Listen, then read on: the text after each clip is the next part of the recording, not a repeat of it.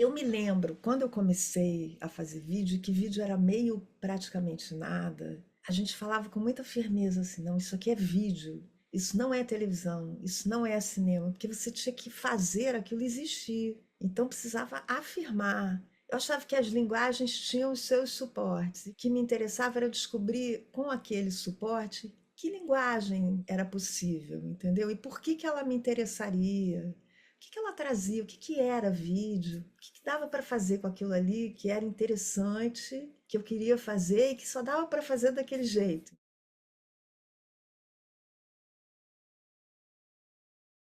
Eu, criança, adorava desenhar, sempre tive uma coisa assim ligada às artes, mas na minha adolescência eu me apaixonei pelo cinema, assim. Só que era uma época que o cinema parecia muito inacessível e era um clube fechado, assim. Eu não tinha nenhum acesso. E por acaso, realmente por acaso, eu esbarrei com uma ferramenta que na época era bem nova ainda, que era o vídeo, que ninguém sabia nem direito como definir, assim, ainda não tinha um lugar muito claro. Eu me lembro de pensar isso, assim, eu achei que aquele mundo, aquela ferramenta, aquelas possibilidades estavam muito parecidas com o meu momento da vida, assim, tudo ainda ia acontecer, ainda estava muito para frente. E eu fui experimentando com vídeo e foi um pouco assim que eu comecei, mas eu comecei de um jeito muito intuitivo e quase sem conhecer nada, sabe? Eu me lembro a primeira vez que eu fui num festival de vídeo, que também estava começando, o Vídeo Brasil, né, o Festival da Fotótica. O alívio, a alegria que foi ver que tinha outras pessoas no mundo pensando aquelas coisas, fazendo aquelas coisas, sabe? Me deu assim uma felicidade.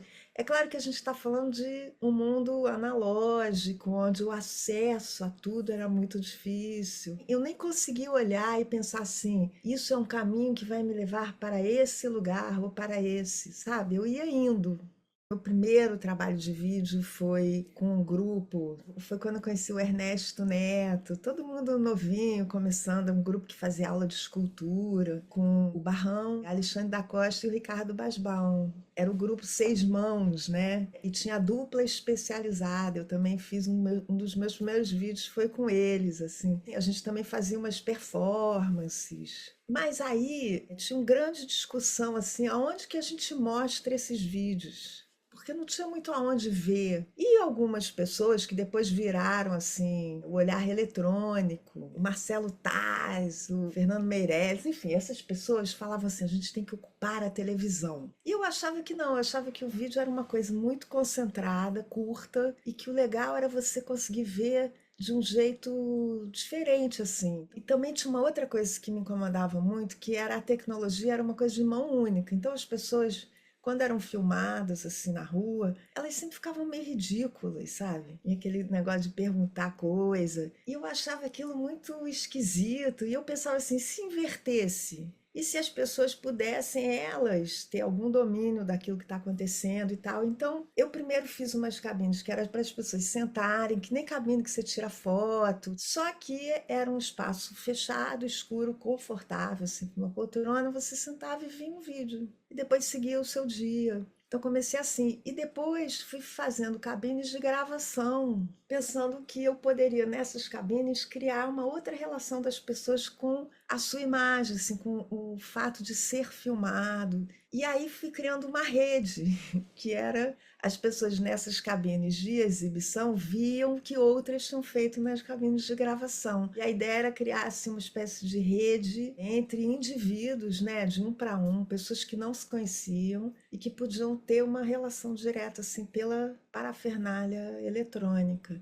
Que é um negócio que a gente faz o tempo todo agora, né? Mas naquele momento era uma ideia assim esquisitíssima, louca, ninguém conseguia entender direito e tal. Quando eu fui pedir, tentar patrocínio, eu via na conversa que até as pessoas que toparam dar dinheiro não estavam entendendo o que era. Mas enfim, foi um negócio que apareceu muito, teve uma importância até também por isso, porque era muito novo. Naquela época veio um cara, um diretor de um centro francês de novas linguagens e ficou muito interessado. Elas estavam sendo expostas no MIS, em São Paulo, e veio falar comigo e falou assim: Você teria vontade de fazer isso em outros países?